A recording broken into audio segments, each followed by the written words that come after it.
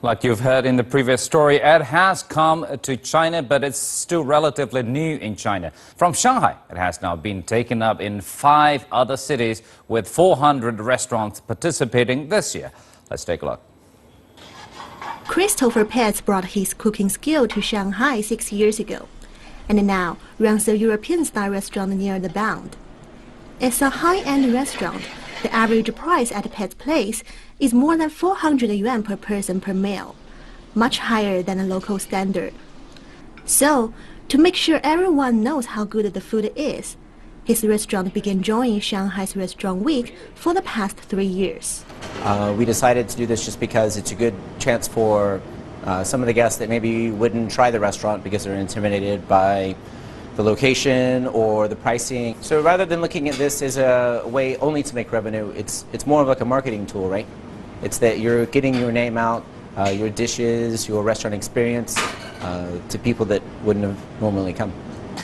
China's Restaurant Week has been an annual event in Shanghai since 2009. It takes place twice a year, once in March and once in September.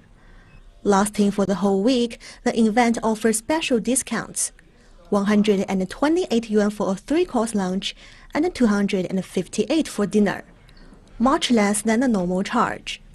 One steakhouse, for example, offers for 258 yuan a 6-course dinner that normally would cost 40% more. I heard the restaurant is pretty pricey, but I heard from colleagues and friends that it was good value for money during Restaurant Week, and I didn't want to miss the chance. When I was studying in New York, and Restaurant Week was quite big there, so I heard of it, went there. It was really nice. A whole week, you could go to try new restaurants. The pricing is good with the same quality of food. And then when I came back to Shanghai, I realized, oh, they have it here too, so I decided to go check it out. The event has now expanded to Beijing and some second-tier cities such as Hangzhou and Suzhou. Chefs who want to join the event pay 4,000 yuan to the organizer, Darding City. The man in charge of the event says he wanted to start up in Shanghai to give restaurants here a chance to show off. There was not many marketing channels for restaurants to expose themselves to a bigger crowd and to new guests. So there were not many platforms at that time. So I thought, if I can just start this in Shanghai, it will be a big success. Most of the restaurants participating in Shanghai's Restaurant Week offer Western-style cuisine, rather than catering to the taste of most Shanghainese.